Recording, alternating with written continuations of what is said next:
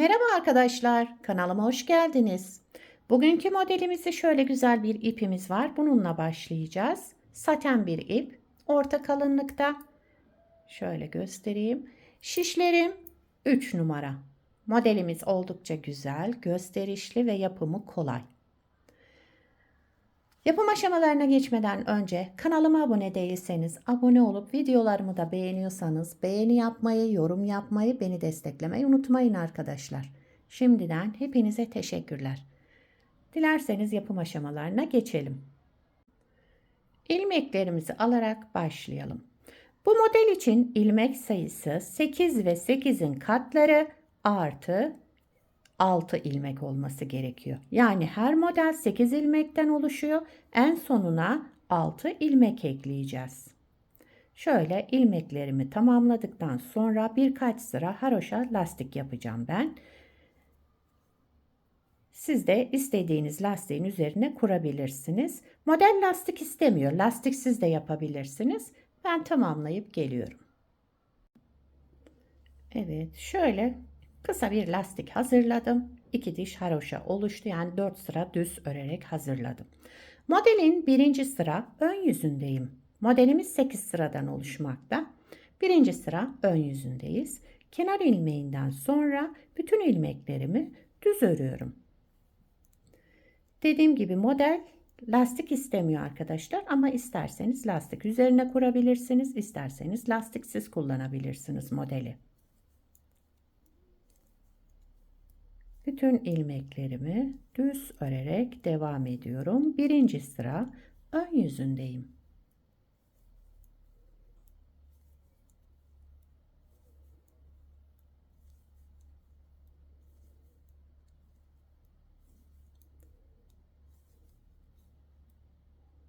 Kenar ilmeğimi de düz olarak ördüm. İkinci sıra arka yüzündeyim. Kenar ilmeğinden sonra 4 ilmek düz. 4 ilmek düz ördüm. 4 ilmek ters. İkinci sıra arka yüzünde 4 ilmek düz, 4 ilmek ters örerek devam ediyoruz.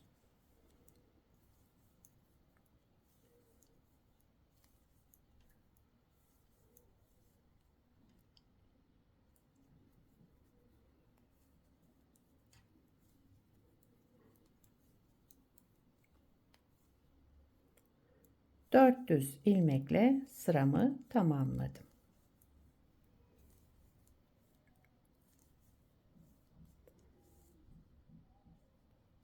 Üçüncü sıra ön yüzündeyim.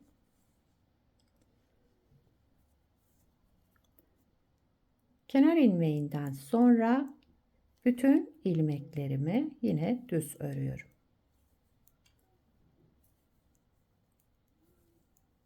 Sıra sonuna kadar düz örerek devam ediyoruz. Üçüncü sıra ön yüzündeyiz.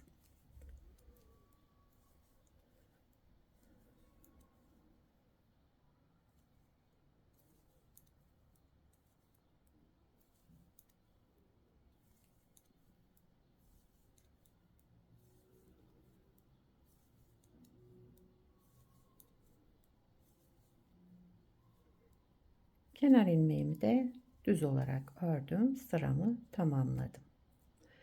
Dördüncü sıra arka yüzündeyim.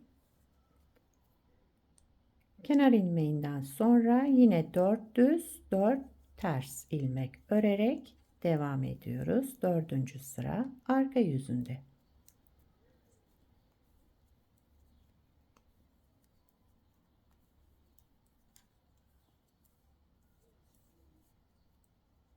Şöyle 4 düz.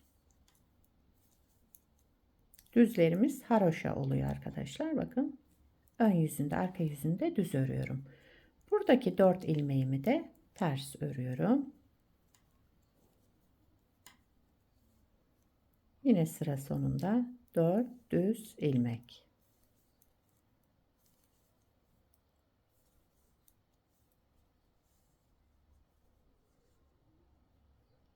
Beşinci sıra ön yüzündeyim. Kenar ilmeğinden sonra 4 düz ilmek yine. Bu 4 ilmeğimiz haroşa. Düz olarak ördüm. Geldim buradaki 4 düz ilmeğe. 2 ilmeğimi sağa doğru keseceğim. Diğer 2 ilmeğimi de sola doğru keseceğim. Sağa doğru kesmek için ben şöyle ilmeklerimin yerlerini değiştirdim ve 2 ilmeğimi ikisini bir düz örerek sağa doğru kestim. Devamında 2 artırma yaptım. Daha sonra sıradaki 2 ilmeğimin de ikisini bir alarak sola doğru kestim. Benim ilmeklerimin yönü düzgün olduğu için çevirmeden bu şekilde kestim. Daha sonra 4 düz ilmek, aradaki haroşalarımız bunlar. 4 düz ilmekten sonra geldim buradaki 4 düz ilmeğe. 2 ilmeğimi yerlerini değiştirerek sağa doğru 2 ilmeğimi kestim. Devamında 2 artırma yaptım. Şimdi 2 ilmeğimi de sola doğru kesiyorum. Ortada 2 artırmamız var. Sağdakini soldakini de keserek yine 4 ilmek yaptık. Daha sonra 4 düz ilmek örüyorum sıra sonunda. Kenar ilmeğimi de düz olarak ördüm. Sıramı tamamladım. 6. sıra arka yüzündeyim. Kenar ilmeğinden sonra 4 düz ilmek haroşamız. 4 düz ilmek ördüm. Buradaki 4 ilmeğe gelince bakın birincisi zaten ters olarak ördüm. Aradaki 2 artırmamız var. Birincisini ters ilmek olarak örüyorum. İkincisini düz ilmek olarak örüyorum. Bakın şöyle. Bir ters, bir düz örmüş olduk artırmalarımızda. Diğer ilmeğim de yine ters. 4 düz. Buradaki şu artırmayla beraber 4 ilmeğimin de birincisini ters ördüm. Birinci artırmayı da ters ördüm. Şu şekilde arkadan alarak ikinci artırmamızı da düz olarak önden ördüm. Daha sonraki ilmeğim de ters. 4 ilmeğimi bu şekilde örmüş oldum. Devamında 4 düz ilmek.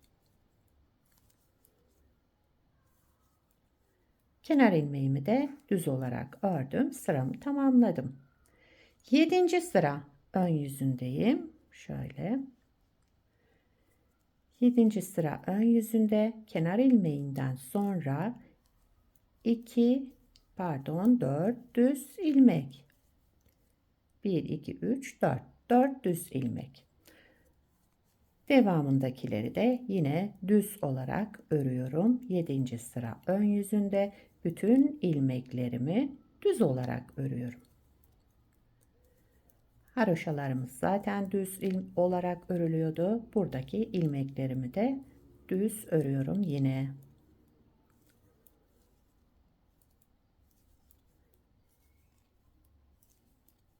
Sıramı tamamladım. Kenar ilmeğimi düz olarak ördüm. 8. sıra arka yüzündeyim. Son sıramız. Kenar ilmeğinden sonra yine bütün ilmeklerimi düz örüyorum. 8. sıra arka yüzünde bütün ilmeklerimizi düz örerek devam ediyoruz. Modeli bir kez kurduk arkadaşlar. Modelimiz böyle devam edecek. Hep bu 8 sıranın tekrarından. Modelde kaydırma yok. Aynı şekilde yine başlıyoruz. Evet, sıramı tamamladım. Şöyle göstereyim. Şöyle arkadaşlar bakın. Tabi model ilerleyince güzel görünecek.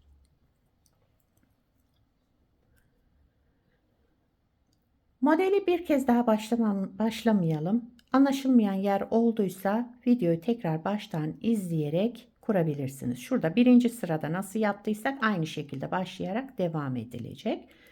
Yine 8 sırayı aynı şekilde yaparak ikinci modeli tamamlayacağız. Model böyle arkadaşlar. Bir de daha önce hazırlamış olduğum bir parçam var. Bakın burada lastik kullanmadım. İlmekleri çıkardıktan sonra modeli başladım. Burada 2 sıra haroşa lastiğimiz var. Hangisi hoşunuza giderse o şekilde yapabilirsiniz. Lastik kullanmazsak şöyle hafif bir dilimlenme oluyor altında. Model böyle devam ediyor. Gördüğünüz gibi şöyle güzel gösterişli bir model. Arka yüzü de bu şekilde. Her iki tarafı da kullanılabilir. Güzel. Şöyle kenar ilmeklerimiz. Yakadan başlama örgülerinizde de kullanabilirsiniz bu modeli. Bu modeli yetişkin örgülerinde, çocuk örgülerinde, bebek örgülerinde hepsinde kullanabilirsiniz. Yelek, hırka, süveter, bebek battaniyesi, atkı, bere, patik, çorap hepsinde kullanılabilir. Gayet güzel, yapımı da kolay modellerden. Sizler de nelerde kullanacaksınız bu modeli onları da yazarsanız sevinirim arkadaşlar. Bakın şurada şöyle kalpler oluşuyor modelde, sıralı sıralı kalpler. Güzel bir model.